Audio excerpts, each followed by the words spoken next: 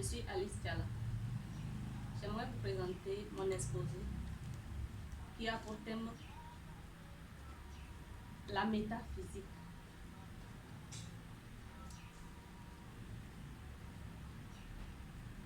Mon exposé est structuré dans l'introduction, la définition du mot métaphysique et en deuxième point, l'annonce des idées du développement. Dans le développement, je fais le rapport entre la métaphysique et l'homme. En second point, j'essaie de donner l'impact que la métaphysique a sur l'homme. En troisième point, je donne l'objectif, la finalité des recherches de la métaphysique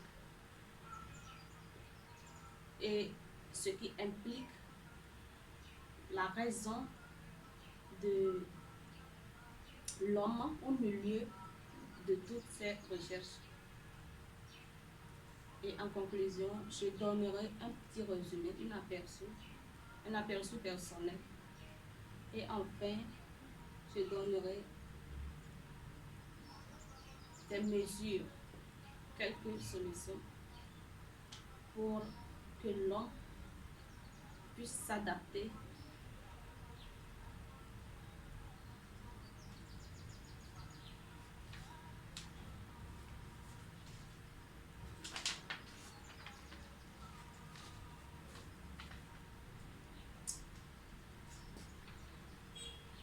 la métaphysique. Qu'est-ce que la métaphysique? La métaphysique est composée de deux mots. D'abord la méta et la physique. La méta est le fait d'aller chercher au-delà de l'existence des choses. C'est aussi le fait d'aller chercher à comprendre l'évolution des choses. Et la physique, c'est une science qui essaye d'expliquer les phénomènes naturels, les phénomènes des choses qui existent. Donc la métaphysique est alors une science qui essaye d'expliquer les choses au-delà de ce qu'elles sont et l'évolution de ces choses. Au milieu de ça, nous avons l'homme. Quel est le rapport entre l'homme et la nature? Le rapport entre l'homme et la nature, c'est que l'homme existe comme la nature. La nature existe, l'homme aussi existe. Donc, l'homme existe dans la nature. Donc, chaque jour que Dieu fait, l'homme est en relation avec la nature. Maintenant, quel est le rapport métaphysique que la nature a sur l'homme ou que l'homme a sur la nature? Ce qui m'amène à donner un deuxième point, le rapport qui existe entre l'homme et la nature.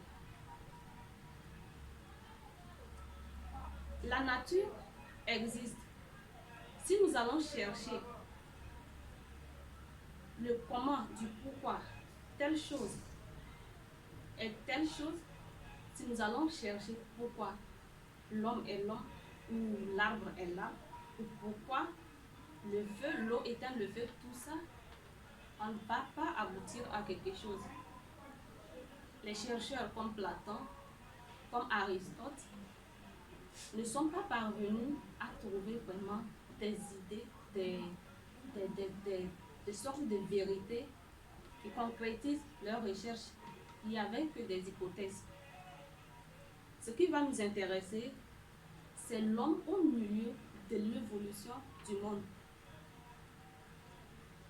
Donc, je dirais que l'homme étant l'être sensé qui existe dans la nature, c'est évident que la nature a besoin de l'homme et l'homme aussi a besoin de la nature, mais l'homme a plus d'impact, l'homme a plus d'impact sur la nature parce que l'homme est le maître en quelque sorte de la nature parce que l'homme a un mental, donc l'homme agit, c'est l'homme qui agit plus sur la nature. Étant donné que le monde évolue, comment l'homme évolue dans la nature, c'est ça qui nous intéresse.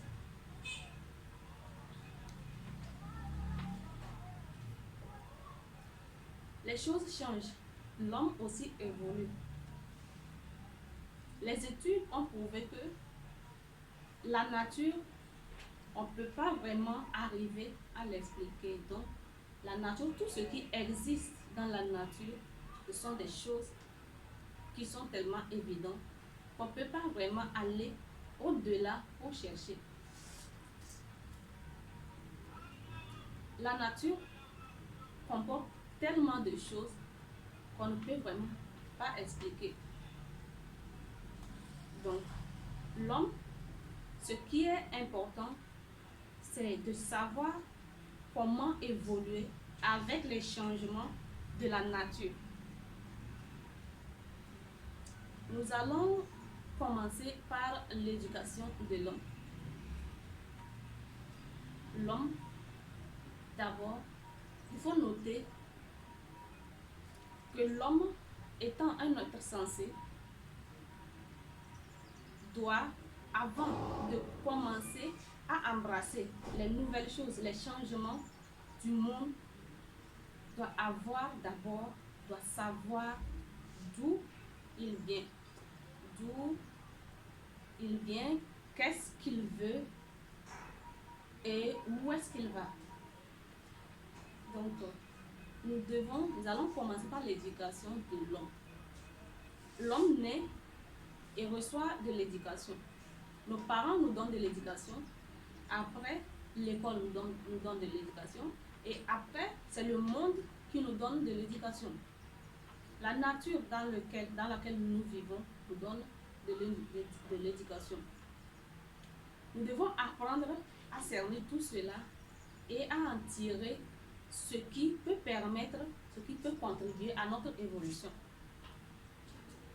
L'éducation de l'homme commence dans sa famille. Les parents nous inculquent des valeurs qu'ils ont déjà acquis et qu'ils pensent que ce sont des réalités. Alors, maintenant que le monde évolue, nous devons d'abord comprendre nos racines, nous devons d'abord chercher à savoir ce que les parents nous donnent ou ce que l'école nous donne ou ce que le monde nous envoie. Est-ce que ça a vraiment rapport aujourd'hui avec ce que nous voulons? Donc, nos parents nous inculquent des valeurs, l'éducation, l'école aussi. Est-ce que c'est vraiment de ça dont nous avons besoin? Même s'il faut partir sur des bases, à chaque fois que le monde évolue, puisque le monde de nos parents n'est pas notre monde, nous devons à chaque fois retourner pour chercher à modifier certaines choses dans tout ce que nous acquérons. C'est aussi pour l'éducation, l'école. On ne peut pas se figer, on ne peut pas continuer par apprendre tout ce que nous apprenons il y a des années. Le 20e siècle et le 21e siècle, ce n'est pas la même chose.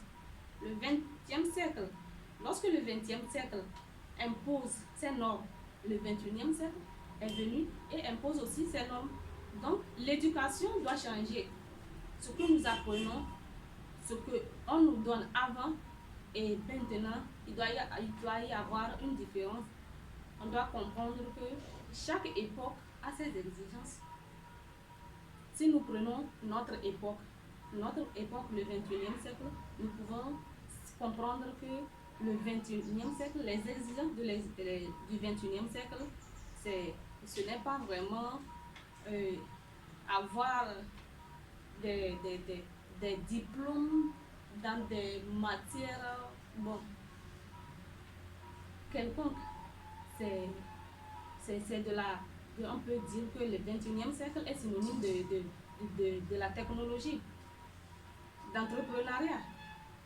Donc, on ne peut pas vraiment laisser ignorer ce que le 21e siècle nous exige pour aller nous figer sur ce que le 20e siècle nous a offert.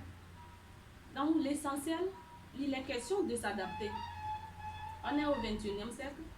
Si les humains restent dans le 20e siècle, c'est évident qu'on trouve le monde assez difficile et cruel. Si nous prenons le côté de la religion nous dit quoi?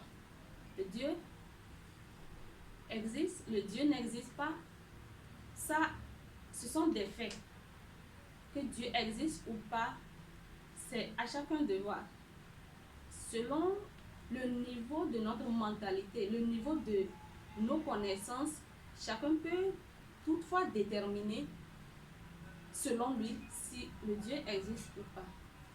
Mais les religions, qu'est-ce que nous en faisons aujourd'hui?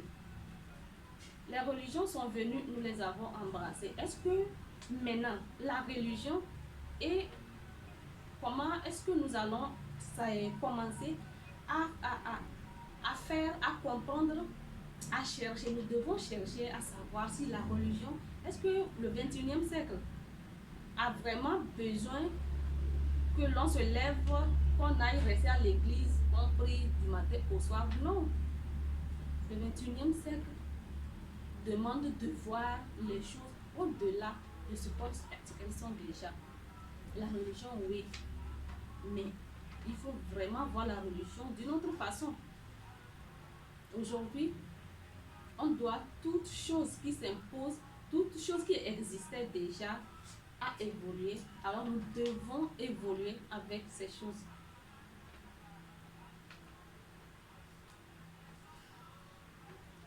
Pour finir, je dirais que la métaphysique vient nous montrer, vient nous donner des éléments que le monde évolue. Qu'est-ce que nous avons à faire disons? Avec tout ce que l'on a cité, ce qui est important pour un monde meilleur, si nous voulons vraiment que nous arrivons à un stade de la vie et pour ne pas être choqués de l'évolution de la vie, nous devons commencer, il est essentiel de commencer par créer d'abord ce que nous voulons vraiment que notre monde soit. Si je veux que le monde, je veux la paix, je dois commencer par créer la paix. Si je veux tel, je dois commencer par le cultiver pour moi et pour les autres. C'est comme ça que nous pouvons arriver à aboutir, à arriver à un monde meilleur.